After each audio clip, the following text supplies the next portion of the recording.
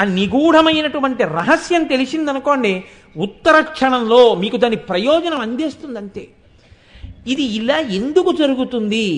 మరి మన్మధుడు ఆమె ముఖంలో అంత సంతోషంగా కూర్చుంటే మీ శత్రువుకి ఆవిడ స్థానం ఇవ్వలేదా? అంటే మీ శత్రువుకి స్థానం ఇవ్వలేదు. ఎందుకు ఇవ్వలేదు? దేనివల్ల మీరు భయపడుతున్నారో ఆ భయం పోవడానికి ఆవిడ కనుబొమల వంక మీరు చూడండి. భద్రమైన స్థానంలో ఆయన ఉన్నాడు. రే వాళ్ళ జోలికి వెళ్ళకో అని ఓ మాట అందనుకోండి, అయిపోయింది అంతే. ఇప్పుడు మన్మధుడు మీ మీద ఎందుకు బాణం వేస్తాడు? శివుడు కాల్చక్కర్లేదు, ఆవిడ నోటి మాట చాలు. రే వాళ్ళ జోలికి వెళ్ళకరా అందనుకోండి, అంతే, మన్మథ బాణాలు ఆగిపోతాయి, కోరికలు తగ్గిపోతాయి. కోరికలు తగ్గిపోయాయి అనుకోండి, భయం తగ్గిపోతుంది. భయం తగ్గిపోయింది అనుకోండి, నిర్భయస్థితి వస్తుంది. నిర్భయస్థితి ఎందు ఆత్మదర్శనం. దీనికి ప్రాతిపదిక ఎక్కడి నుంచి వస్తుంది? ఆవిడ కనుబొమల దర్శనంలోంచే వస్తోంది. అయితే కనుబొమలే ఎందుకు కావాలి? ముఖం అమర్చు కదా. ముఖంలో ఎక్కడ చూసినా ఈ నిర్భయత్వం రావచ్చు కదండి, కనుబొమల్లోంచే ఎందుకు వస్తుంది అంటే దీనికి సమాధానం శంకర భగవత్పాదులే చెప్పారు. ఆయన అన్నారు, భ్రువౌ భుగ్నే కించిత్ భువన భయభంగ వ్యసనిని తదీయే నేత్రాభ్యాం మధుకర రుచిభ్యాం ధృతగుణం ధనుర్మన్యే సవ్యేతర కర గృహీతం రతిపతేః ప్రకోష్ఠే ముష్టాచ స్థగయతి నిగూఢాంతరముమే అన్నారు. ఉమే అని పిలిచారు. ఉమా అన్నారు. ఉమా అంటే భయమును పోగొట్టుదానా అని అర్థం. అమ్మవారి కనుబొమలు ఎవరు చూశారో వాళ్ళకి భయం ఉండదు. భయం ఉండదు అంటే మన్మథ బాణములు అనవసరంగా మీద పడకుండా అమ్మవారి పాదములు పట్టి జీవితాన్ని చక్కగా దిద్దుకోగలిగినటువంటి శక్తి వాడి యందే ప్రచోదనమై వాడి యందు ఉంటుంది. ఇది ఎలా ఉంటుంది అంటే శంకరులు అన్నారు, అమ్మవారి కనుబొమలు ఇలా ఉండవు అన్నారు. ఎలా ఉంటాయి అంటేట కొద్దిగా అలా ఉంటాయి. అంటే ఈ కనుబొమలు రెండు ఇలా ముడిపడతాయిట. భ్రువౌ భుగ్నే కించిత్ కొద్దిగా ఇలా ముడిపడ్డాయి. ఎందుకు అలా ముడిపడాలట? భువన భయ భంగ వ్యసనిని. వ్యసనిని అంటే ఆలోచనలో ఉంది. ఏ ఆలోచనట ఆవిడికి? భువన భయ భంగ. అయ్యో, భువనములంటే లోకాలు, లోకాలంటే పిల్లలు. అయ్యో నా పిల్లలందరూ ఏదో భయం ఏదో భయం ఏదో భయం, ఎప్పుడూ భయంతో ఉంటున్నారు. నా పిల్లలకి ఈ భయం ఎలా పోతుంది అని ఆలోచిస్తోంది. ఇలాగా మీరు చూడండి, ఆలోచించేటటువంటి ముద్రలో ఉన్నవాళ్ళు ఇలా ఉంటారు. కనుబొమలు ఇలా పెట్టి ఆలోచించడం చాలా అసాధారణమైన విషయం. ఆలోచనలోకి వెళ్ళిపోయాడు అంటే మీకు తెలియకుండానే ఇలా అంటారు. కొద్దిగా కనుబొమలు ముడివేస్తారు. ఇప్పుడు అమ్మవారు కూడా ఇలా ముడి వేసింది, చిన్న ముడి. ఇలా ముడి వేసింది అంటే ఆలోచిస్తోంది. ఏం ఆలోచిస్తోంది? భువన భయభంగ వ్యసనిని, మన భయాల్ని పోగొట్టడం ఎలా అని ఆలోచిస్తోందిట. ఇప్పుడు మీరు ఒకటి ఆలోచించండి, అలా ఉంటే అందం అవుతుందా? అదండి ఆ శ్లోకంలో రహస్యం. మిమ్మల్ని ఆలోచించేటట్టు చేస్తారు శంకరాచార్యులు వారు. ఆలోచించేటట్టు చెయ్యడంలో మీరు ఆ కనుబొమల వంక చూస్తారు. ఇప్పుడు నేను ఇలా కూర్చున్నాను అనుకోండి, ఇప్పుడు నేను అందంగా ఉన్నానా అంటే, అందంగా అంటే నా బుర్ర నేను అందంగా ఉన్నాను కదా, ఒక ఉదాహరణకి చెప్తున్నానంటే. అంతేకాని నేను ఎవరి మీదో పెట్టి వాళ్ళ అందం గురించి నేను మాట్లాడితే అసహ్యంగా ఉంటుంది ఆధ్యాత్మిక సభలో. అందుకని నేను ఉదాహరణగా చెప్పుకోవడం. నేను ఇలా కూర్చున్నాను అనుకోండి, కోటేశ్వరరావు ప్రశాంతంగా ఉన్నారు కాబట్టి ప్రశాంతతయే అందము కాబట్టి అందంగా ఉన్నారు అనొచ్చు మీరు. నేను ఇలా ఉన్నాను అనుకోండి, ఆహా ఎంత అందంగా ఉన్నారో ఆ కనుబొమలు ముడివేసి అంటారా? అందరూ ఏమిటో ఆలోచిస్తున్నారండి ఆయన అంటారు. అంటే అప్పుడు అది అందం కాదు, ప్రశాంతత కాదు, ఏదో ఆలోచన. సౌందర్యమునకు రాశీభూతమని చెప్పబడేటటువంటి అమ్మ ప్రసన్నంగా ఉంటే అందమనాలా? కనుబొమలు ముడివేస్తే అందమనాలా? మరి శంకరులు ఎలా అంటున్నారు అంటే, ఇందులో రహస్యం ఏమిటంటే, అందము అన్న మాట పిల్లల కోణంలో ఎప్పుడు అంటే పిల్లల్ని ఉద్ధరించాలని అమ్మబడే తాపత్రయమే మీకు అందం. ఇందాకే చెప్పా తప్ప ఆవిడ భౌతిక అందం మీకెందుకు? అది శివుడికి. మీ భయం ఎలా తీర్చాలని ఆలోచిస్తున్న అమ్మయే మీకు అందము. పిల్లాడికి ఇవాళ ఏం వండి పెడదాం అన్న అమ్మ నీకు సంతోషం. పిల్లాడికి పాపం ఓ 10 రూపాయలు కావాలి, సినిమాకి వెళ్తానంటున్నాడు, మెల్లిగా ఈయనకి చెప్పి 10 రూపాయలు ఎలా ఇప్పిద్దామని ఇలా ఆలోచిస్తూ అంటున్న అమ్మ మీకు అందం. అంటే ఆ ధైర్యం మీకు అందం అమ్మ. అమ్మ అంటే మీకు ధైర్యము. ఇప్పుడు ఇలా ఉన్న అమ్మ మీకు ఎందుకు అందం కాదు? అందమే. మీ కోణంలో చెప్తున్నారా, శివుడి కోణంలో చెప్తున్నారా? మీ కోణంలో చెప్తున్నారు. మీ కోణంలో చెప్తున్నప్పుడు కనుబొమ్మ ముడిబడిన అమ్మే అందం. ఇప్పుడు ఆ కనుబొమ్మ ముడి ఎవరి కోసం? తన కోసం కాదు, మన కోసం. మన కోసం ముడిపడిన కనుబొమ్మలు కలిగిన అమ్మ ఖచ్చితంగా అందగత్తే. కాబట్టి ఇప్పుడు భ్రువౌ భుగ్నే కించిత్ భువన భయ భంగవ్యసిని. ఇప్పుడు ఈ కనుబొమ్మలు ఇలా కొద్దిగా ముడిపడ్డాయి. ఈ కనుబొమ్మలు ఎలా చూడడం? అమ్మవారి ముడిపడినటువంటి కనుబొమ్మలు మనం బాగా దర్శనం చెయ్యాలి. చెయ్యండి చెయ్యండి చెయ్యండి చెయ్యండి అన్నాం అనుకోండి, సాధారణంగా మీకు లోకంలో ఉండేటటువంటి గమ్మత్తు ఎలా ఉంటుందంటే, మీరు ఎప్పుడైనా అమ్మవారి మూర్తి దర్శనం చేద్దామని వెడితే ఈ కనుబొమ్మల మీద వెండిది ఏదైనా ఇలా పెట్టేస్తుంటారు, లేకపోతే బంగారపుది ఏదైనా ఇలా పెట్టేస్తారు. కనుబొమ్మ అంటే దేంతో తయారు చేయబడుతుందండి? వెంట్రుకతో చేయబడుతుంది కదా. వెంట్రుకల యొక్క సమూహమే కనుబొమ్మలు. ఇది మీరు ఒడిసి పట్టుకోవలసిన రహస్యం అండి. అమ్మవారి కనుబొమగా మీకు ఎలా కనపడుతుంది అంటే, వెంట్రుకలతో ఉంటేనే నిజమైన కనుబొమ్మ కదండి. చెయ్యిలా ఉంటే చెయ్యి అనొచ్చు, కనుబొమ్మ అనాలంటే వెంట్రుకలతో ఉంటేనే కనుబొమ్మ. ఏ విగ్రహానికి అలా ఉంటుంది నాకు చెప్పండి? ఉంటుందా ఎక్కడైనా? ఉండదు. మరి ఎక్కడ దర్శనం చేస్తారు మీరు? మనసులో దర్శనం చెయ్యాలి. మనసులో దర్శనం చెయ్యాలంటే మీ మనసుకే అమ్మవారు కనుబొమ్మలు ఇలా ఉంటాయని అందించేవాడు ఉండాలా? ఇలా ఉంటాయని చెప్తే ఇప్పుడు ఏం చెప్పాలి? ఆ వెంట్రుకల యొక్క కూర్పు చెప్పాలి. అప్పుడు సౌందర్య వర్ణనం చేసినట్టే కదా. అప్పుడు మీ భయం పోగొట్టే రూపాన్ని చెప్పడం ఎలా అయింది? ఎలా చెప్పడం ఇప్పుడు ఈ అందాన్ని? కొంచెం జాగ్రత్తగా పట్టుకోండి. తేలిక కాదండి. పెద్ద సమస్యకి విరుగుడు చెప్పాలి. పెద్ద సమస్యకి విరుగుడు పెద్ద స్థాయిలోనే ఉంటుంది. ఎలా చెప్తారు? మీకు వెళ్ళి అమ్మవారి కనుబొమ్మలు చూడండి అన్నారు అనుకోండి, మీరు మళ్ళీ తిరిగి వచ్చి అమ్మవారి కనుబొమ్మలలా ఉన్నాయి కానండి అవి వెంట్రుకలు కావు కదా, నాకు కనుబొమ్మలుగా యథార్థ దర్శనం కాలేదు ఎలా అని మీరు అడిగారు అనుకోండి, నేనేం చెప్పాలి మీకు? నీ మనసులో చూడవయా అని చెప్పాలి. నా మనసులో చూడాలంటే నేను ఒకసారి చూస్తే కదండి నా మనసులో నిలబడేది. ఓసారి నాకు మీరు చూపించండి అన్నారు అనుకోండి, నేనోటి చూస్తే మీకు ఒకటి చూపిస్తాను కదా. నేనోటి చూడాలంటే చూసినవాడనైతే మీకు చెప్పాలి. చూసిన వారెవరు?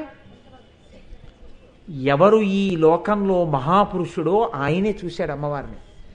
ఆ చూసిన వాళ్లే చెప్పాలి అమ్మవారి గురించి. దుర్వాసో మహర్షి చెప్పాలి, మూకశంకరులు చెప్పాలి, శంకర భగవత్పాదులు చెప్పాలి, అలాంటి వాళ్ళు చెప్పాలి. చెప్తే అమ్మవారి యొక్క కనుబొమ నల్లటి వెంట్రుకలతో, ఆ వెంట్రుకలు ఇంతంత ఉంటాయి, ఇలా కొనదేరి ఉంటుందని చెప్తే ఇప్పుడు అందం చెప్పినట్ట,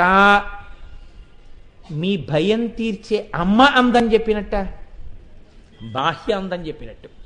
బాహ్య అందం శంకరాచార్యులు వారైనా పెట్టడే, అలా ఎలా చెప్పచ్చు? కాబట్టి కనుబొమల గురించి చెప్పడం విషయంలో చాలా కష్టం. ఏదైనా చెప్పచ్చు, కనుబొమల గురించి చెప్పన్నారనుకోండి చెప్పడం కష్టం. చెప్పనన్నారనుకోండి లోకానికి ఉన్న సమస్య తీరదు. ఇది ఒకటి సమస్య కాదు, ఇద్దరి సమస్య కాదు. ఎలా చెప్పాలి?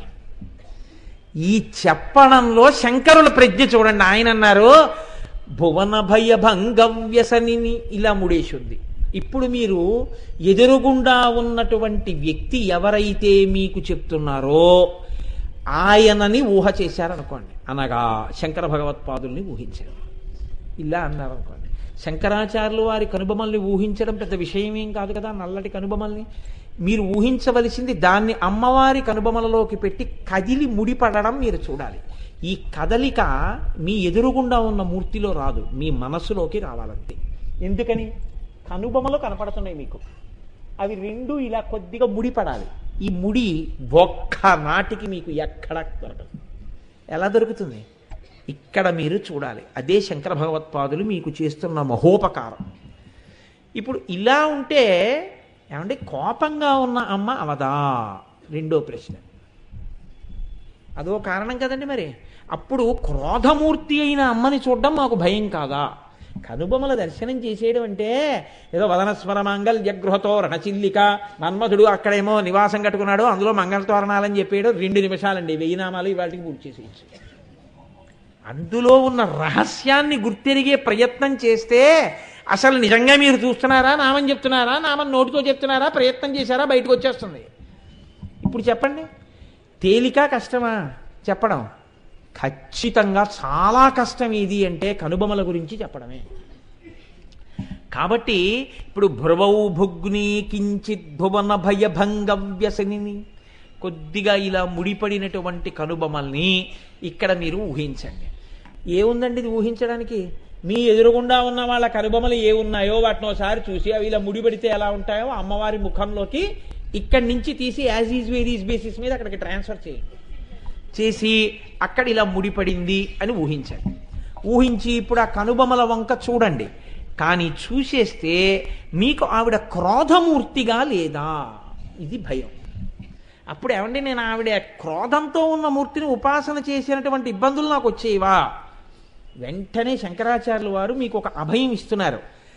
ఆవిడ ఇలా ఆలోచిస్తున్నది మీ భయాలు ఎలా తీయాలని, కానీ మీకు కొత్తగా భయాలు ఎలా పెట్టాలని కాదు. కాబట్టి నీకెందుకు భయం ఇలా ముడిపడిన మూర్తిని దర్శనం చేయడానికి? దర్జాగా చెయ్యి. కాబట్టి భ్రువౌ భుగ్ని కించిత్ భువన భయభంగ వ్యసనిని. ఎంత గొప్ప మాటలు వేస్తారండి శంకరాచార్యుల వారు. ఎంత ఆలోచిస్తే ఆ శ్లోకం వస్తోందో చూడండి ఆయన హృదయంలోంచి. తదీయే నేత్రాభ్యాం మధుకర రుచిభ్యాం ధృతగుణం. ఇప్పుడు శంకర భగవత్పాదులు సృష్టిలో ఎవ్వరూ చెయ్యనటువంటి ఊహ ఒకటి చేసి ఆయన చాలా ఇబ్బందిలోకి ఎడుతున్నారు. శ్లోకంలో మన్ని చాలా ఇబ్బందిలోకి నెట్టేస్తున్నారు. నేను ఈ మాట ఎందుకంటున్నానో తెలుసా అండి? మనం బాగా పట్టుకోవాలని ఆయన ప్రయత్నం, మనం బాగా పట్టుకోవాలని చేసే ప్రయత్నంలో ఆయన కూడా అసాధారణమైన రీతిలో ఈ శ్లోకాన్ని ఇస్తున్నారు. మనకి కూడా అసాధారణ రీతిలో అమ్మవారి కనుబొమల మీద నిలబడగలిగితేనే మీకు ఈ శ్లోకం అందుతుంది. ఈ శ్లోకం అందుకోవడానికి మీరు చేసే సమస్త ప్రయత్నము ధ్యానమే. ఉత్తర క్షణం ఏమైపోతుందో తెలుసా అండి? మీరు ఈ శ్లోకాన్ని అందుకుందాం బాగా తెలుసుకుందాం పట్టుకుందామని మీరు ప్రయత్నం చేశారనుకోండి, ఇది మీరు పట్టుకోగలిగితే ఉత్తర క్షణంలో మీకు లోపల కనుబొమలు కనిపించినటువంటి మరుక్షణంలో ఇక్కడే మీరు జీవితంలో పెద్ద గట్టి ఎక్కేశారు.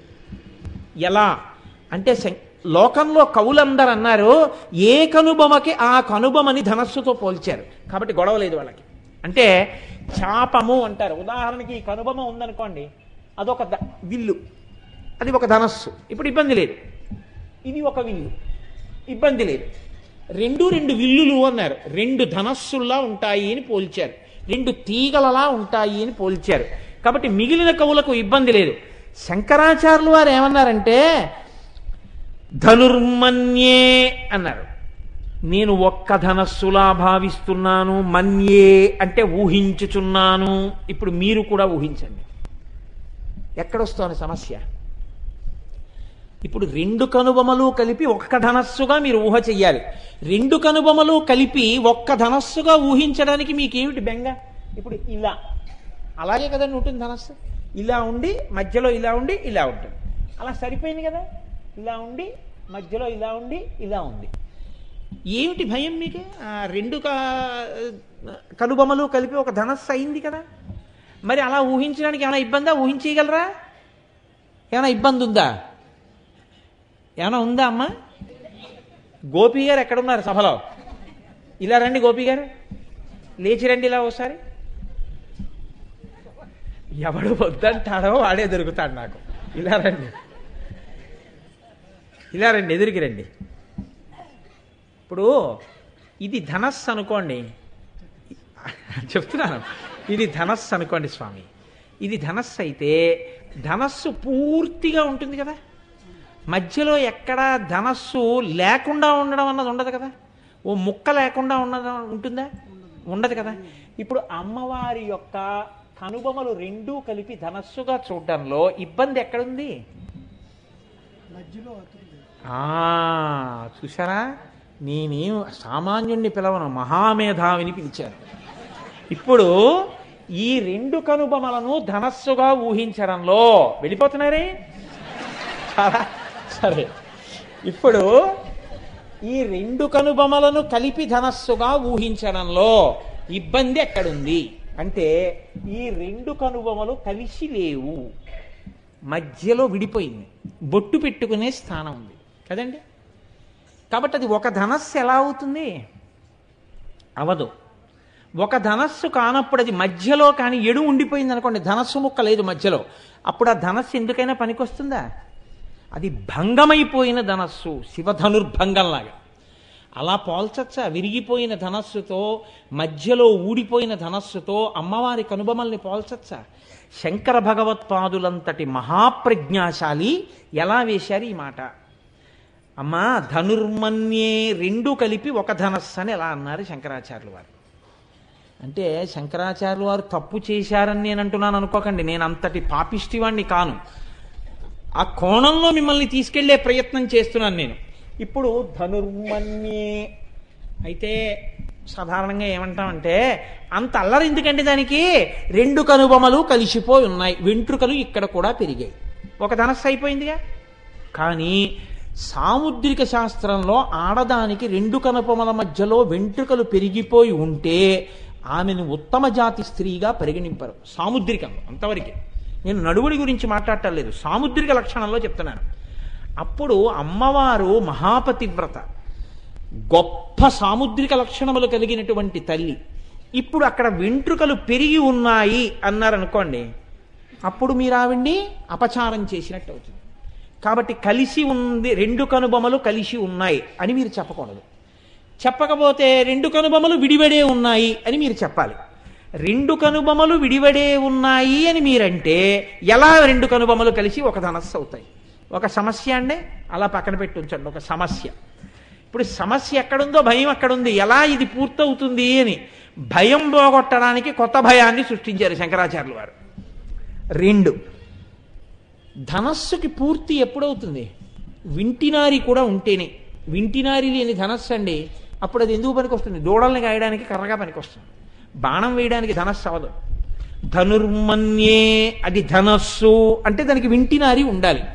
వింటినారి ఏమిటి శంకరాచార్య స్వామి గారు మరి అంటే? శంకరులు అంటున్నారు, తదీయే నేత్రాభ్యాం మధుకర రుచిభ్యాం ధృతగుణం. అమ్మవారి యొక్క కంటి చూపులున్నాయే, ఈ కంటి చూపు ఇలా నిలబడి ఉండదు అని ఇలా ఇలా దృశాద్రాఘీయస్యాదరదలిత నీలోత్పల రుచ ఇలా ఇలా తిరుగుతుంటాయి కళ్ళు ఇక్కడి నుంచి ఇక్కడికి. ఎందుకని? పిల్లల్ని అలా చూసుకుంటూ ఉంటుంది ఆవిడ ఎప్పుడు, ఇలా చూసుకుంటూ ఉంటుంది. కాబట్టి ఈ నల్లగుడ్లు ఇలా ఇలా తిరుగుతున్నప్పుడు వచ్చిన ఈ చూపులే వింటినారి. ఇప్పుడు ఈ రెండు కనుగుడ్లు ఈ ముక్కు మీదకి వచ్చేసాయనుకోండి, చూపులు అసహ్యకరమైన చూపు. కాబట్టి ఎక్కడి వరకు తిరుగుతాయి? ముక్కు వరకే తిరుగుతాయి. ఇలాగా ఇటు తిప్పినా ఈ కన్ను ఇక్కడ వరకే, ఇటు తిప్పినా ఇక్కడ వరకే. అప్పుడు వింటినారికి కూడా మధ్యలో ముక్కడ్డు. వింటినారి పూర్తిగా ఉందా? లేదు. ధనస్సు పూర్తిగా ఉందా? లేదు. ఇప్పుడు ఎలా ధనస్సు అయింది? ధనస్సు కాని దాన్ని రెండు కనుబొమలు కలిపి ఒక ధనస్సుగా ఊహించు అని శంకరాచార్యుల వారు ఎలా చెప్పారు? ఇది ఎలా కుదురుతుంది అంటే, ఇప్పుడు మీరేం చెయ్యాలి?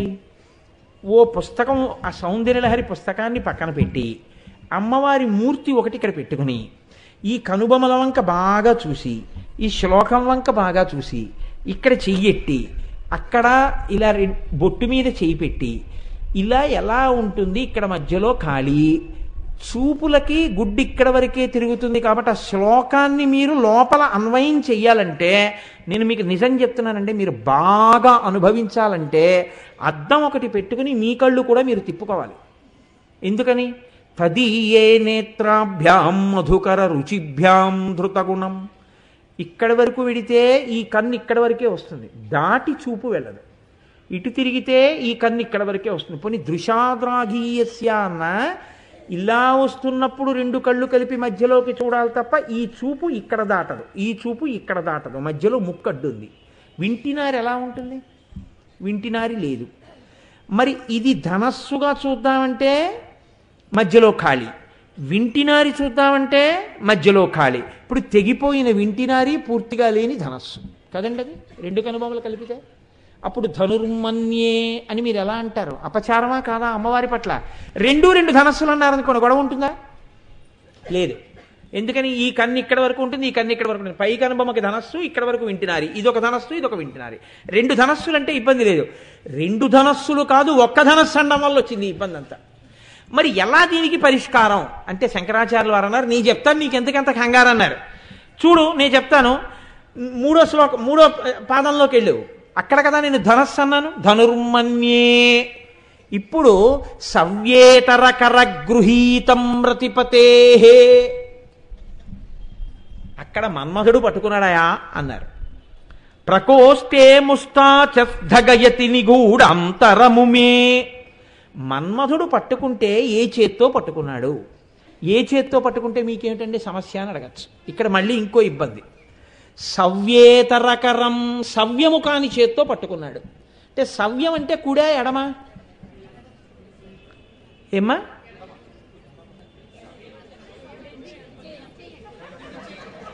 అయ్యో మీరు ఇది చెప్తారని నేను అనుకున్నాను. గోపి గారి సవ్యం అంటే ఏమిటి? సవ్యం అంటే ఎడమ, కుడిని ఏమనాలి అప్పుడు? దక్షిణం. దక్షిణ హస్తం అంటే కుడి చెయ్యి, సవ్యహస్తం అంటే ఎడం చెయ్యి. బాగుంది, ఎడమ చెయ్యి సవ్యం అంటున్నారు. మీకు ఎవరైనా ఎడం చేత్తో ఇచ్చారనుకోండి, సవ్యంగా ఇయ్యి అంటే ఏ చేత్తో ఇవ్వాలి?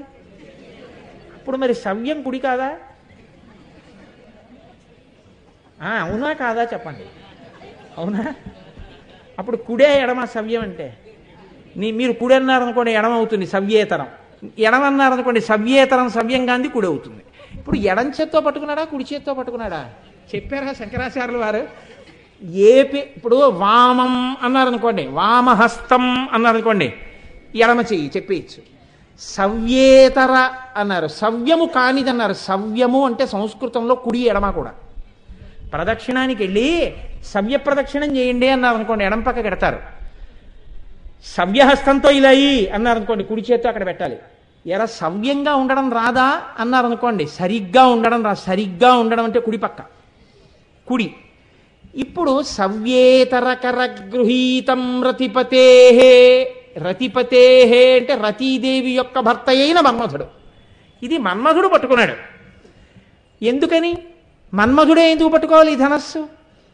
ఆ ఇంట్లో ఉండేవాడు ఆయన ఒక్కడే, అర్జునుడు పట్టుకుంటే కుదరదు, మన్మధుడే పట్టుకోవాలి అక్కడ. ఎందుకని ఆ ఇల్లు మన్మధుడిది, అమ్మవారి గృహంలో ఉండేటటువంటి వాడు మన్మధుడు కాబట్టి మన్మధుడే ఆ ధనస్సు పట్టుకోవాలి. ఎవరి మీదకి పట్టుకోవాలి ఆ ధనస్సు? అమ్మవారి ముఖం చూసినప్పుడు చిట్లించుకోకుండా నవ్వించడానికి పట్టుకోవాలి ఒక ఆయన్ని, ఆయన కోసం ఆ ధనస్సు. ఎవరిని? శివుణ్ణి. శివుడి మీద పట్టుకునేటప్పుడు ఎంత జాగ్రత్తగా పట్టుకోవాలి? సవ్యేతరకరం అంటే మీరు మాట అనొచ్చు, ఏమన్నా అంత అల్లరి ఎందుకండి, ఒక లాజిక్ ఉంది. సాధారణంగా ధనస్సుని ఎలా పట్టుకుంటారు? ఏ చేత్తో పట్టుకుంటారు గోపి గారు? ఎడం చేత్తో పట్టుకుంటారు కదండి. కుడి చేత్తో పట్టుకుని ఎడం చేత్తో బాణాలు వేస్తారా? సాధారణంగా ఏ చేత్తో పట్టు? గోపి గారు మీరు ఇక్కడికి వచ్చేస్తే బాగుంటుందేమో. సాధారణంగా ఏ చేత్తో పట్టుకుంటారు? ఎడం చేత్తో పట్టుకుంటారు, కుడి చేత్తో బాణాలు వేస్తారు. ఎడం చేత్తో పట్టుకోకుండా కుడి చేత్తోనూ పట్టుకుని ఎడం చేత్తోనూ బాణాలు వేసాడు అనుకోండి, అప్పుడు ఏమంటారు? సవ్యసాచి. అలా ఎవరైనా ఉన్నారా? అర్జునుడు కాకుండా మన్మధుడు కూడా ఉన్నాడు. మన్మధుడు కూడా సవ్యసాచి, అందుకే ఇంతమంది మీద బాణాలు వేయగలుగుతున్నాడు. లేకపోతే స్పాండిలైటిస్ వస్తుంది ఒకవైపు నుంచే బాణాలు వేస్తే. అటువైపు ఉన్న స్పైన్ సరిగిపోయి రెండు చేతులతో వేస్తాడు. కాబట్టి ఇప్పుడు సవ్యేతర అంటే కుడి చేత్తో వేశాడా ఎడం చేత్తో వేశాడా? రెండు చేతులతో అన్నారనుకోండి మీరు. ఆయన అంటున్నది ఒక్క చేత్తో పట్టుకున్నాడు ధనస్సు అంటున్నారు. అప్పుడు ఎడం చేత్తో పట్టుకుని ఉన్నాడా కుడి చేత్తో పట్టుకుని ఉన్నాడా? ఎలా చెప్తారు?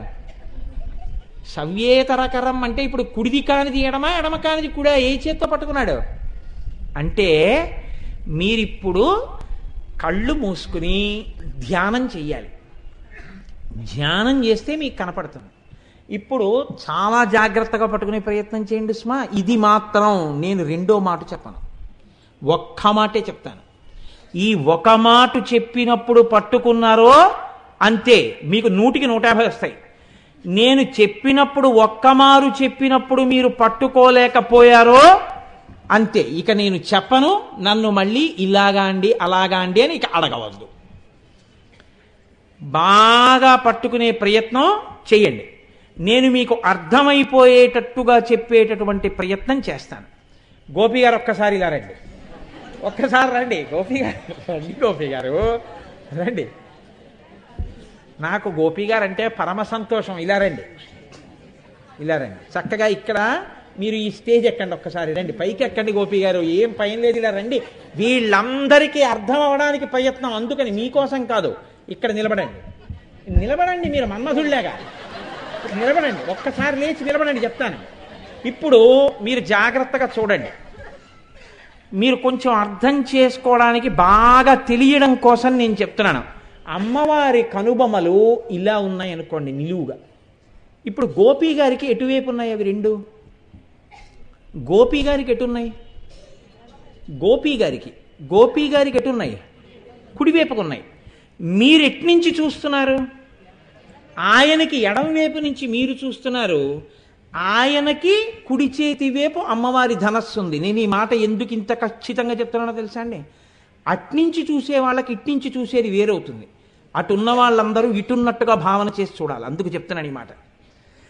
లేకపోతే ఏమవుతుందంటే సభలో ఇది నోటితో చెప్పలేక కాదు ఆయన ఎందుకు పిలిచానంటే నేను నోటితో చెప్పాను అనుకోండి అటు కూర్చున్న వాళ్ళు ఒకలా ఊహిస్తారు ఇటు కూర్చున్న వాళ్ళు ఒకలా ఊహిస్తారు నాకు పరిష్కారం ఏమిటంటే ఎవరో ఒకరిని ఇక్కడ నించోబెట్టి చెప్పడం తప్ప పరిష్కారం లేదు దీనికి లేకపోతే నేను 3 రోజులు చెప్పినా మీకు అర్థం కాదు అందుకే ఆయన్ని పిలిచాను తప్ప ఆయన్ని ఇబ్బంది పెట్టడం నా లక్షణం కాదు మీరు నవ్వకుండా పరమ జాగ్రత్తగా వినండి ఇప్పుడు సభలో ఉన్న వాళ్ళందరం ఎడం పక్కకే ఉన్నాం ఎందుకంటే కుడి చేత్తో పట్టుకుంటే ఏమవుతుంది ఎడం చేత్తో పట్టుకుంటే ఏమవుతుంది బాగా అర్థం చేసుకోవాలంటే ఇటు పక్కన నిలబడి చూసే ప్రయత్నం చెయ్యండి అటువైపు నుంచి కుదరదు అమ్మవారి కనుబొమలు ధనస్సుగా ఇలా ఉన్నాయి తలడ్డేస్తుంది అందుకని ఇప్పుడు ఇటు పక్కన ఉన్నారు ఇప్పుడు గోపి గారు కుడి చేత్తో పట్టుకోండి ఒక్కసారి ఆ ధనస్సును పట్టుకున్నట్టు మధ్యలో ఆ తాళం చెవులు తీసేయండి చేతిలోంచి జేబులో వేసుకోండి అలా పట్టుకున్నారా ఇప్పుడు మీరు ఒకటి ఊహించండి ఆయన మన్మథుడు అది అమ్మవారి యొక్క కనుబొమలు ఇప్పుడు ఆ కనుబొమల్ని ధనస్సుగా పట్టుకున్నారే మన్మథుడు పట్టుకున్నాడు ఇప్పుడు సవ్యేతరకర గృహీతం రతిపతే రతీదేవి అనురాధ గారు అనుకోండి రతిపతే ఇక్కడ ఉన్నారు మన్మథుడు పట్టుకున్నారు సవ్యం అంటే కాసేపు మీరు ఏమనుకుంటారంటే ఎడమ చెయ్యి అనుకోండి సవ్యేతరకరం సవ్యము కానిదేది కుడి చెయ్యి ఇప్పుడు కుడి చేత్తో ఆయన పట్టుకున్నారు పట్టుకుంటే ఒక దోషం వచ్చింది ఆ పట్టుకోవడంలో ఏమిటొచ్చింది మీరు ఎడం చేతి పక్క నుంచి చూస్తున్నప్పుడు మీరు ఎంత జాగ్రత్తగా అయినా పట్టుకున్నా ఆ వేళ్ల మధ్యలోంచి ఆ ధనస్సు యొక్క కొంత భాగం కనపడుతోంది చూడండి కనపడుతోందా లేదా ఆ వేళ్ళు ఇంకొంచెం పొరపాటున కానీ విచ్చుకున్నాయి అనుకోండి ఇంకొంచెం విప్పండి గోపి గారు కొంచెం ఇలా విడిగా పట్టుకోండి అలా పట్టుకున్నారనుకోండి ఇప్పుడు ఇంకా బాగా ధనస్సు కనపడిపోతుందా లోపల నుంచి ఇప్పుడు అక్కడ ధనస్సు ఉందా అసలు కనుబొమల మధ్యలో లేదు కనుబొమల మధ్యలో జాగా ఉంది ఈ జాగా ధనస్సు పట్టుకున్న ప్రదేశం అయిపోవాలి ఉన్నది అన్నట్టు మీకు కనపడాలి లేదు అని తెలియకూడదు అక్కడ మన్మధుడి చెయ్యి ఉండాలి చెయ్యి ఉండాలంటే ఏ చేత్తో పట్టుకుంటే మీకు తెలియదు ఉందో లేదో ఈ చెయ్యి తీసి ఈ చేత్తో పట్టుకోండి ఇప్పుడు ఆయన మణికట్టు కనపడుతోంది తప్ప అసలు ఆ లోపల ఉందో లేదో మీకు తెలుస్తోందా ధనస్సు ఉంది కాబట్టే పట్టుకున్నారు శంకరాచార్యులు వారు అన్నారు అక్కడ లేదని ఎవరు చెప్పారో అక్కడ మన్మధుడి మణికట్టు ఉంది అందుకే కనపడలేదు అన్నారు అలా అయితే మన్మధుడి మణికట్టు మాకెందుకు కనపడదంటారేమో మన్మధుడికి శరీరం లేదు కాబట్టి ఆ మణికట్టు నీకు కనపడక రెండు కనుబల మధ్య ఖాళీలా కనపడింది ఇప్పుడు ఆగండి ఇంకా ఉంది ఆగండి అమ్మ అంత తొందరగా వెళ్ళిపోతే ఎలా మీరు ఒక్క పావు గంటకి గోపి గారు మీరు అలా అంటే నెత్తికి ఎత్తుకుని ఇన్నేసి రోజులు కూర్చుంటున్నానే ఎంత కష్టం చూడండి వెరీ గుడ్ అలా ఉండండి సవ్యేతరకర గృహీతం రతిపతే ఇప్పుడు ఎడం చేత్తో పట్టుకున్నాడా మన్మధుడు కుడి చేత్తో పట్టుకున్నాడా ఎడం చేత్తో ఎందుకని ఎడం చేత్తో పట్టుకుంటేనే ధనస్సు యొక్క మధ్యలో ఉన్న ఖాళీ కనపడదు ఇది కప్పేస్తుంది అప్పుడు లోపల ఉండిపోయింది ధనస్సు అంతే ఖాళీగా ఉందని మీకు తెలియదు ఖాళీగా ఉందనరు అందులో ఉండిపోయింది అంటారంతే అది తప్ప ఖాళీగా ఉందన్న మాట మీ నోటి వెంట రావడానికి అవకాశం లేదు ఇప్పుడు అందులో ఉండిపోయింది ఇప్పుడు మళ్ళీ పట్టుకోండి ఎడం చేత్తో ఇప్పుడు వింటినారేమైంది ఆ ధనస్సుకి వింటినారి ఎటుంటుంది? ఇప్పుడు వింటినారి లాగా తీసినట్టు తీయండి కుడి చేత్తో ఒకసారి. తీస్తుంటే ఈ ఎక్కడ ఆయన పట్టుకున్నారో వింటినారి కూడా మీకు లేనిది కనపడదుగా, ఈ చెయ్యి అడ్డేస్తోందిగా. కాబట్టి ఇప్పుడు ఈ ముక్కు దగ్గర వింటినారి లేదని మీరు ఎలా అనగలరా? చెయ్యి అడ్డుతోంది కాబట్టి మీకు కనపట్టలేదు తప్ప చూపుల చేత వింటినారి కూడా ఉంది వెనకాల. ఇప్పుడు అమ్మవారి కనుబొమలు ఒక్క ధనస్సు అయిపోయాయా? అయిపోలేదా? ఎప్పుడైపోయాయి? ఇప్పుడు కూర్చోండి గోపి గారు. గోపి గారు ఒక్కసారి రండి. మీరు ఇవాళ అందరికీ అర్థమయ్యేటట్టుగా ఎంత బాగా చేసినందుకు నేను వేసుకున్న అమ్మవారి ప్రసాదంగా మీకు వేసి చక్కగా కూర్చోండి. కాబట్టి మీరు అలా నించోబట్టి అందరికి అర్థమైంది. గోపి గారు తీసుకెళ్ళండి, చక్కగా కూర్చోండి. సవ్యేతరకర గృహీతం రతిపతే. ఇప్పుడు కుడి చేత్తో పట్టుకున్నాడా ఎడం చేత్తో పట్టుకున్నాడా మన్మధుడు అని అడిగాను అనుకోండి, ఎలా పట్టుకుంటాడు? ఎడం చేత్తో పట్టుకున్నాడు. కానీ నేను మీకు చెప్పేశాను కాబట్టి ఇంత తేలిగ్గా మీకు ఉంది. కానీ ఇది అర్థం చేసుకోవాలంటే ఈ శ్లోకాన్ని అమ్మవారి కనుబొమల మధ్య భాగాన్ని మన్మధుడు ఏ చేత్తో పట్టుకున్నాడు అన్నది ఇక్కడ ధ్యానంలో మీరు చూడాలంటే కుడి చేత్తో పట్టుకుంటే ఏమి ఇబ్బంది, ఎడం చేత్తో పట్టుకుంటే ఏమి ఇబ్బంది, అట్నుంచి పట్టుకుంటే ఏమి ఇబ్బంది, ఇట్నుంచి పట్టుకుంటే ఏమి ఇబ్బంది, ఇన్నిటిని మీరు చూడాలంటే మీరు లోపల ఎంత ధ్యానమో చేస్తే సవ్యేతరకర గృహీతం రతిపతే, ఏ చేత్తో పట్టుకున్నాడు అన్నది మీకప్పుడు అర్థమవుతుంది. ఇప్పుడు మీరు ఆలోచించండి, అమ్మవారి కనుబొమలు చమత్కారంగా మీకు తెలియకుండానే ఇది కనుబొమలు కాదు ధనస్సు అన్న భావనతో మీరు అందులో చొప్పించి మన్మధుడి చేతితో సహా చూసేశారా? ఆ చూసేయడం వల్ల ఏమైందో తెలుసా అండి? నేను పరమ సత్యం చెప్తున్నాను. మీకు భయంకరమైన భయం కల్పించగలిగినటువంటి పెద్ద పాపరాశి ధ్వంసం అయిపోయింది ఆ క్షణంలో. ఇది ఆ నామం యొక్క ప్రయోజనం. వదనస్మరమాంగల్యగృహతో రణచిల్లిక అని ఎందుకన్నారంటే ఆయన భయాన్ని ఎలా తీర్చిందో అలా మీ అందరి భయాల్ని కూడా తీర్చగలిగినటువంటి అమ్మ. ఇది చెప్పడం కోసమని ఆ తల్లి రెండు కనుబొమలు ఒక ధనస్సు చెయ్యి అని శంకరాచార్యుల వారు ఇంత గొప్ప స్థితిని మనకి అందించారు. కాబట్టి చూడండి, అంత గొప్ప స్థితిని ఇంతమంది భయాన్ని తీయడానికి ఆవిడికి అధికారం ఎంత గొప్పది. ఇప్పుడు ఇంకో ప్రశ్న వస్తుంది కదండి, ఏమంటే ఆవిడ అంత తేలిగ్గా తీసేస్తానంటే, కనుబొమలు చూసినంత మాత్రం చేత భయం తీసేస్తానంటే అంత శక్తి ఆవిడలో ఎలా వచ్చింది అంటే ఆ కనుబొమల కదలికలకి అన్ని వ్యాపారాలు జరుగుతాయన్నారు శంకరాచార్యులు. ఇప్పుడు నోటితో చెప్తే చేశారనుకోండి ఒక స్థాయి, నోటితో చెప్తే వింటలేదని కాగితం మీద పెట్టారనుకోండి ఒక స్థాయి, కాగితం మీద పెట్టినా వింటలేదని బలవంతంగా చేయించారనుకోండి ఒక స్థాయి, ఏమీ చెప్పకుండా అనేటప్పటికి జరిగిందనుకోండి ఆయన అధికారం వేరు కదండి. ఆయన అసలు మాట్లాడరండి అంటారంతే, పనులు అయిపోతాయి. కనుబొమలతో చేయిస్తాడండి, కనుసైగతో పనులు జరుగుతాయి. ఆయన శక్తి అది, అలా నడిపిస్తాడు రథాన్ని అంటారు. కనుబొమ కదలిక చేత చేయించడం, ఆజ్ఞాపించడం ముఖంలో ఒక్క కనుబొమకే చెల్లు, ఇంకే దేనికి ఉండదు ఆ శాసకత్వం. మీరు చాలా జాగ్రత్తగా చూడండి.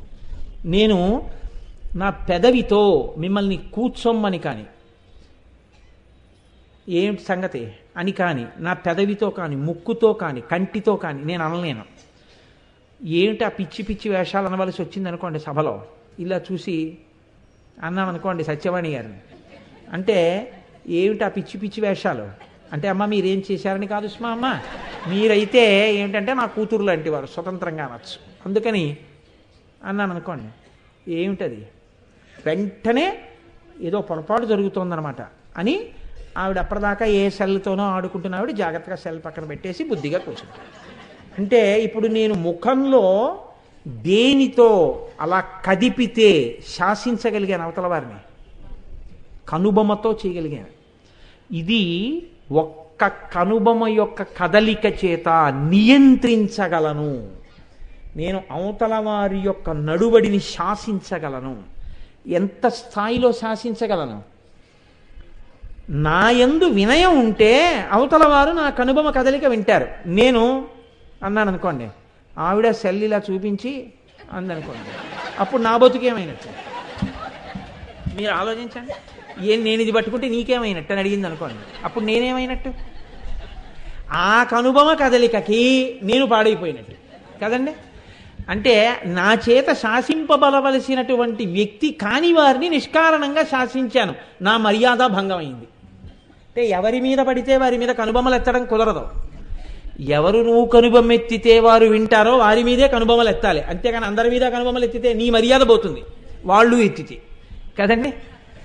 అమ్మవారికి కూడా అలా ఉంటుందా?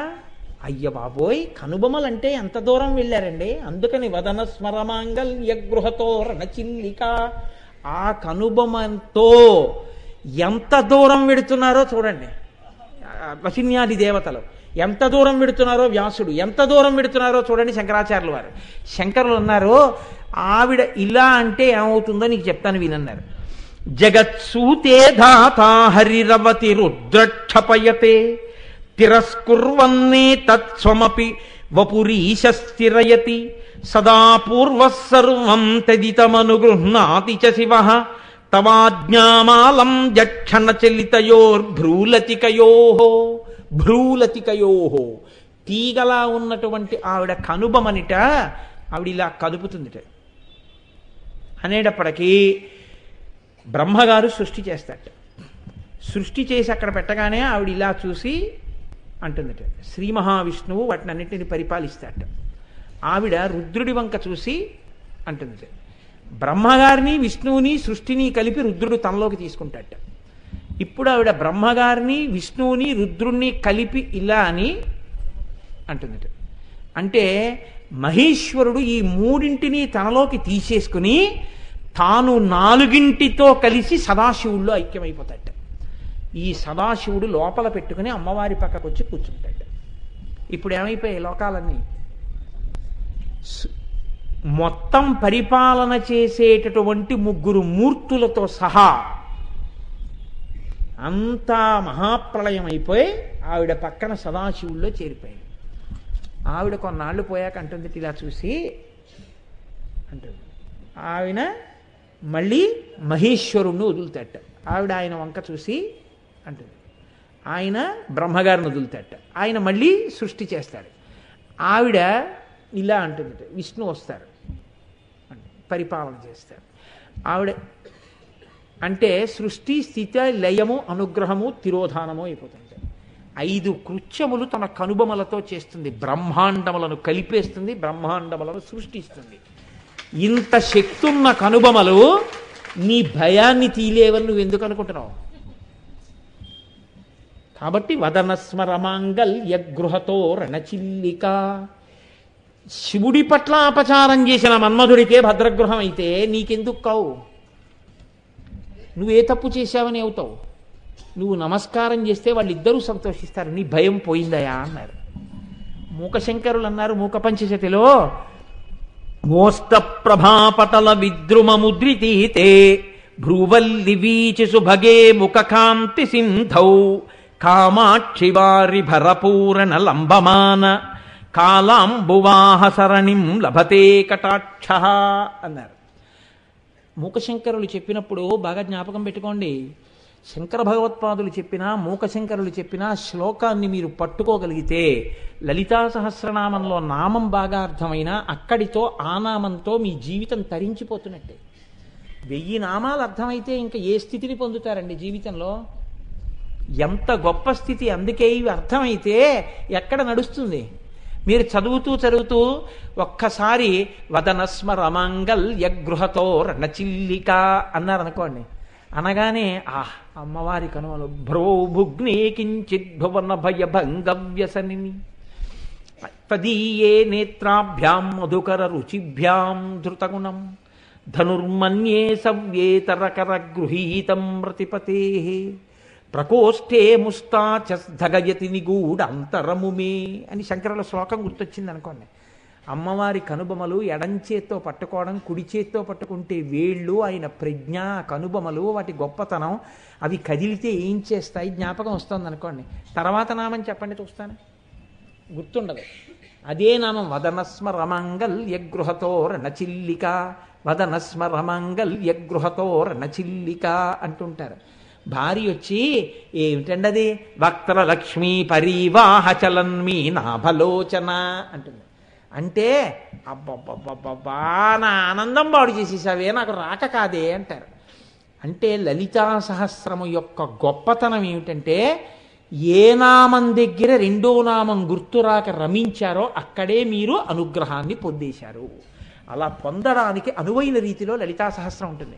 అందుకే లలాటము, కనుబొమలు. అసలు ఇంక రేపు కళ్ళు వస్తాయండి. అమ్మవారి కన్నుల గురించి విన్నా, అమ్మవారి కన్నులను మనోనేత్రంలో దర్శనం చేసినా అమ్మవారి కళ్ళ గురించి పెద్ద ఇబ్బంది ఉండదు, ఎదురుగుండా కనపడుతుంటాయి కళ్ళు. ఆ కళ్ళు చూస్తూ కళ్ళ గురించి విన్నవాడెవరో, నేను మరొక ఉద్దేశ్యంతో చెప్పట్లేదు, అలా విన్నవాడు నేను పరమ సత్యం మీకు చెప్తున్నాను. కొన్ని కోట్ల కోట్ల కోట్ల జన్మల జీవయాత్ర తర్వాత ఈశ్వరానుగ్రహం పరిపుష్టమైన వాడెవడుంటాడో వాడొక్కడే వినగలడు కళ్ళ గురించి. అసలు విన్నాడు అంటే వాడికి కొత్త కోణం, కొత్త మారాకు తొడిగిందని గుర్తు. పాపరాశి నశించిపోయింది, ఎంత సంచితమో కాలిపోయిందని గుర్తు. అంత అదృష్టం ఉంటేనే వింటారు కళ్ళ గురించి. అంత గొప్ప నామం రేపటి రోజున వస్తుంది. నేను ఇవాళ వీలైతుందేమో అనుకున్నాను, కానీ నడవదు. ఎప్పుడూ ఏదో ఒక నామం పట్టుకుంటే అంతే, అందులోనే సంతోషం, నాకు నడవదు. సరే, మూకశంకరులు అమ్మవారి యొక్క కనుబొమలు చూస్తూ చెప్తున్నారు ఏమని, అమ్మా నీ ముఖము ముఖములా కనపట్టలేదు, నీ ముఖము చూస్తే కాంతి సముద్రములా కనపడుతోంది. కాంతి సముద్రంలా ఉంటే అది అమ్మవారి యొక్క ముఖంట. సముద్రం అనేటప్పటికీ మీరు ఆలోచించండి, సముద్రం గాంభీర్యమునకు చిహ్నం. సముద్రంలో ఎప్పుడూ కెరటములు లేచి పడుతుంటాయి. బయట పెద్ద కెరటాలు ఉంటాయి, లోపల చిన్న చిన్ని కెరటాలు ఎప్పుడూ కదులుతూ ఉంటాయి. ఎప్పుడు ఏదో ఘోషగా ఉంటుంది. నిత్య చైతన్యమునకు సముద్రము ఆలవాలమై ఉంటుంది. అలా ఆ కన్నులను ఆ సముద్రాన్ని నమ్ముకుని ఎంతమందో ఉంటారు. ఆ సముద్రం అడుగున పగడాల దగ్గర నుంచి అన్నీ దొరుకుతాయి. అందుకే మూకశంకరులు అన్నారు, ఓష్టప్రభా పటల విద్రుమముద్రితేతే, అమ్మా నీ ముఖమనేటటువంటి కాంతికి అడుగున పగడముల కాంతితో కూడిన నీరు కనపడుతోంది అన్నారు. అంటే ఎర్రటి వస్తువు కింద ఉందనుకోండి, పైన నీళ్లు కూడా కొంచెం ఎర్రగా ఉన్నట్టు కనపడతాయి. అంటే ఆ సముద్రపు లోతుకెళ్ళిన వాడికే పగడం ఉన్నటువంటి నీరు ఎర్రగా ఉందని కనపడుతుంది, పైన చూసిన వాడికి నీలం సముద్రమే కనపడుతుంది. అంటే ఇప్పుడు అంత దర్శనం చేసినటువంటి మూకశంకరుల నోటి వెంట వస్తోంది ఆ శ్లోకం. ఆయన అంటున్నారు, అమ్మా నీ ముఖమనేటటువంటి కాంతి సముద్రంలో పగడములు కనబడుతున్నాయి. ఏదా పగడం? ఓష్ఠ, నీ కింది పెదివి, ఎర్ర పెదివి పగడంలా మిరిసిపోతోంది కాంతితో. కాబట్టి పగడాలున్నాయి సముద్రంలో. భ్రువల్లి వీచి సుభగే ముఖకాంతి సింధౌ, నీ ముఖకాంతి అనబడేటటువంటి సముద్రంలో భ్రువల్లి వీచి, ఈ కనుబొమలనేటటువంటి తరంగములు పైకి లేచి పడుతున్నాయి. ఎందుకని? పిల్లల కష్టాలు చూసినప్పుడు భ్రువౌ భుగ్నే, అయ్యో వీళ్ళకి ఎప్పుడు పోతుంది భయం, నా వంక చూస్తే చాలు పోగొడతాను. రెండు, ఏమండి అసలు భయం లేకుండానే చేయొచ్చుగా, భయం లేకుండా చేస్తే అమ్మవారి వైపు తిరిగి అమ్మవారికి నమస్కరించి భయం పోగొట్టుకున్న తృప్తి మీకెప్పుడు వస్తుంది? అసలు ఆ ఆనందం కలగాలంటే ఆవిడ వంక చూడాలి, అప్పుడు కదా ఆ తృప్తి, ఆ ఆనందం. కాబట్టి ఇప్పుడు భ్రువల్లి వీచి, సృష్టి స్థితి లయ అనుగ్రహం తిరోధానం జరుగుతున్నాయంటే ఆ కనుబొమలు లేచి పడుతున్నట్లేగా. కాబట్టి పైకి లేచి పడే ఆ కనుబొమలే ఆ కాంతి సముద్రమునందున్నటువంటి కెరటములు. ఎలాగా నిజంగా ఎంత తత్వదర్శనం చేశారో చూడండి మూకశంకరులు అని ఆయన అంటారు. కామాక్షివారిభరపూర నలంబమాన కాలాంబుమాహ సరణిం లభతే కటాక్ష. కటాక్షము అన్న మాటకు అర్థం ఏమిటంటే, ఇలా చూసిన చూపుని కటాక్షం అనరు. ఇలా చూసిన చూపు మనం తట్టుకోలేం కూడా. అమ్మవారు అనుగ్రహించాలంటే కటాక్షమును మనం ఎందు వర్షిస్తుంది. కటాక్షము అంటే కడగంటి చూపు. అందుకే శంకరాచార్యులు వారి సౌందర్యలహరి చేస్తే కటాక్ష వీక్షణ ఐశ్వర్య అంటారు. కటాక్ష వీక్షణమే ఐశ్వర్యం. కటాక్షం అంటే ఇలా చూడక్కర్లేదు, ఎప్పుడూ గమనించడం. ఈ వస్తువుని జాగ్రత్తగా చూసుకోవాలి అనుకుంటే ఏం చేస్తాం? ఇప్పుడు నాకు ఈ పూలదండ మీద చాలా నచ్చింది అనుకోండి, ఉపన్యాసం చెప్తూ చెప్తూ ఇది ఉందో ఎవరన్నా పట్టుకుపోయారో అనుకున్నాను అనుకోండి, ఇలా చూస్తూ చూస్తూ అలా ఒకసారి చూస్తూ ఉంటాను. అలా చూసుకుంటున్నాను అనుకోండి, కటాక్షం ప్రసరిస్తోంది అనమాట. అంటే ఈ కడగంటి చూపుతో చూస్తున్నాను. ప్రత్యేకంగా రెండు కన్నులను ఒక చివరికి తెచ్చి ఆ చివరి నుంచి పడుతున్నటువంటి లేశమైన దృష్టి చేత చూడడంలో నిజమైన నా ప్రేమ ఉంది. ఇలా చూడడంలో యాదృచ్ఛికమైన చూపు ఉంది. ఒక్కొక్కసారి సభకి ఎవరొచ్చారో కూడా గుర్తుండదు, లోపల విషయం మీద గుర్తుంటుంది. ప్రత్యేకం చూస్తున్నాను అనుకోండి, వెతికి ఆ ఇష్టమైన వస్తువు ఉందనుకోండి, ఇలా చూస్తున్నా అనోసారి అలా అలా చూసుకుంటూ ఉంటాం. అలా చూసుకుంటుంటే కటాక్షం అనమాట. కడగంటి చూపులు పడుతున్నాయి. ఆ కడగంటి చూపు ప్రేమకి చిహ్నం. ఈ కడగంటి చూపు ఏమిటో తెలుసా అమ్మా? నీ కారుణ్యాన్ని మాకు పట్టుకుని వచ్చేటటువంటి మేఘం వేళ్లాడుతోంది ఆ రూపంలో అన్నారు ముఖశంకరులు. నువ్వు ఇలా అన్నప్పుడల్లా మా మీద వచ్చి పడేటటువంటి కారుణ్యం అనేటటువంటి నీటితో కూడిన మేఘం అది ఎందుకు ఇక్కడ వేలాడుతోంది చివర అంటే, ఈ కళ్ళల్లో ఉన్న కాంతి దీప్తి మమ్మల్ని రక్షించగలిగిన శక్తిని అది తాగి పట్టుకొచ్చి ఈ చివరి నుంచి మా మీద వర్షిస్తుంది. మేఘం ఎంత అపేక్ష లేకుండా వచ్చి వర్షిస్తుందో, నీ కటాక్షం అనేటటువంటి మేఘం కూడా మా మీద అలాగే వర్షిస్తోందమ్మా. అందుకని నీ కనుబొమలు అందులో నిత్య చైతన్యమునకు సూచికలై పైకి లేచి పడుతున్నటువంటి తరంగములు అన్నారు.